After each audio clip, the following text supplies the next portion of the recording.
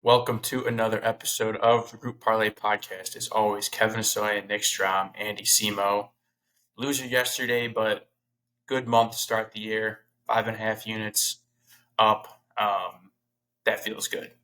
You know, January, December, November, those are bad months for us. So it feels good to be like in the win column, positive units, kicking off the year right. So I'll let Kevin recap yesterday's picks, but we are on to February. Yeah, solid month. We saved it 2 days ago. But yeah, yesterday, nothing special from us. Bucks money line for Strami. They got dominated by the Spurs. Lost that game. Spurs put up 144 points. Their offense has been on fire, actually. So they got blown out. What did Wemby do in that game? 30 from Wemby. And then we had RJ Barrett, 20 plus. Again, I said this last time we had a player prop. These lines are crazy. It just always ends one below or one above, it seems like. So RJ Barrett with 19. Tough one there. Bulls with the big win. Then I had Pelicans plus 13.5. Really would have loved for them to win that game outright, but they only lost by 2. 40 points from Trey Murphy the third.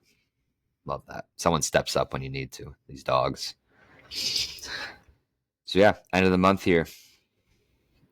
The final stats: 7-24, up 5.5 units. I was 20, 10, and 1. Andy 17 and 14, and Nick 18 and 13. And we got a new sheet for February. Let's go. Good start.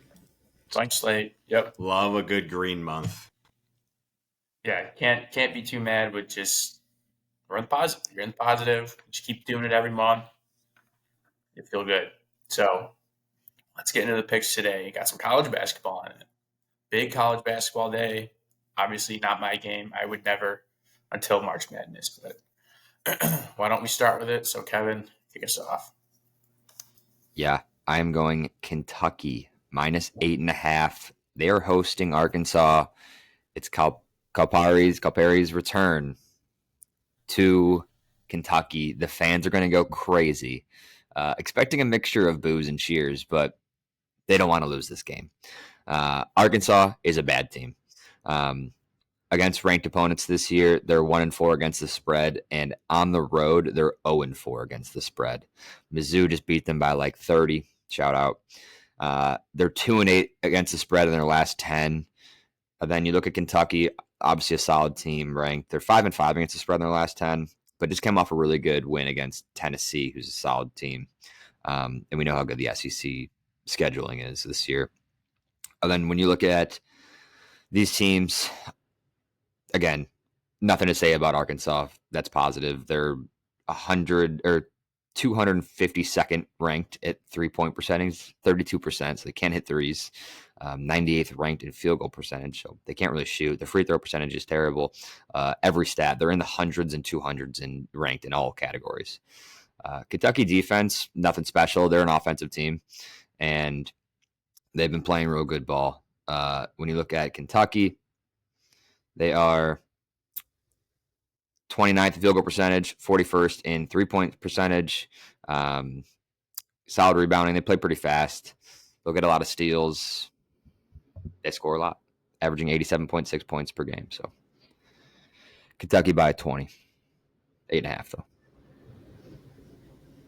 Kentucky by 20. Calipari revenge game here. He's been bad for Arkansas. Could be. He's gonna want to. He's definitely gonna be nervous going into this. He's gonna be trying to fire up the boys for Arkansas, and you're gonna lay an egg. I dig it. I love a good storyline bet. Good storyline here. All right. I'll go next. I'm taking an early game, well, early-ish, 4 o'clock game, but going Pacers minus 6.5 against the Hawks. Pacers are at home. They are 13-7 at home. The Hawks, not great on the road, 11-14, but Pacers, one of the hottest teams in the NBA, 8-2 in their last 10. All 8 of those wins, they have covered the spread. They have been phenomenal against the spread as of late. The Hawks overall against the spread, 20 and 28, so they're not very good. Hawks also They've lost their last 7 games, only covering in 2 of those. They are really bad and they're banged up. Trae Young is probable, but Bogdanovich, Clint Capella, and Jalen Johnson, who just is ruled out for the season, all recently ruled out. That's about 38 to 40 points that they have to make up against a Pacers team that is playing really, really good ball. So Pacers at home all day here against a really banged up G League outside of Trae Young Atlanta Hawks.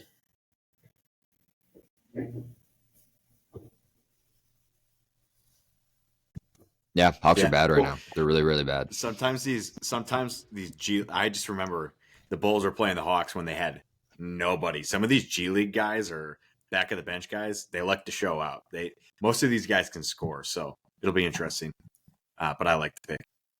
Yeah, I mean the Hawks, they just got blown out by Cleveland, and they got 30 from Zachary Rasarer. He had 1 assist and 1 rebound outside of that. So I mean, I don't know who. He's not doing that again. Who's It's putting insane. up the points for them? Again, most of these back of the bench guys, they probably can score. They probably can't do anything else. Yeah.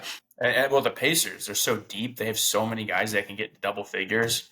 I mean, they're a good team. So Yeah, they're playing well right I now. don't think it's number.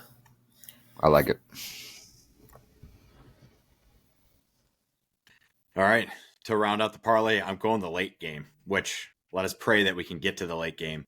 I'm going Blazers plus 5.5 at home against the Suns. Suns are on a back-to-back after beating the Warriors last night. But on back-to-backs, they're only 2-5-1 against the spread and 2-6 straight up. And with a rest disadvantage, which they have tonight, they're 2-10-1 against the spread this year, 4-9 straight up. So they struggle on back-to-backs. They struggle when they have a rest disadvantage. And Portland, 13-8 at home as a dog. And they're playing really good ball. They've won 6 of their last 7 games. So Portland's been hot. Suns on a back-to-back. The math adds up in my head. So give me the Blazers plus the points at home. I think they could win this game. When you're eyeing a dog, I know it's going to hit. There's just no way you lose when you take a dog here. Might be my first dog of the year. I mean, Suns are terrible against the spread, and the Blazers are pretty good against the spread. So I do kind of like it, but scares. If Phoenix is like the Bulls, they're like unpredictable. You know, no one's on the injury report, so they're going to have Beal, Booker, and Durant, but they have no depth. I really don't know. I hope somebody pops up with like a sore ankle or a little illness, not feeling good. Those old guys, Beal and Durant, someone's got to pop up. But trade deadline looming here too. It'll be interesting. The Thursday, one of those guys is getting traded for sure. Yeah, Bradley Beal. He's going to be on the Bulls. Probably. He has a no trade clause, so he said he's not coming anywhere cold.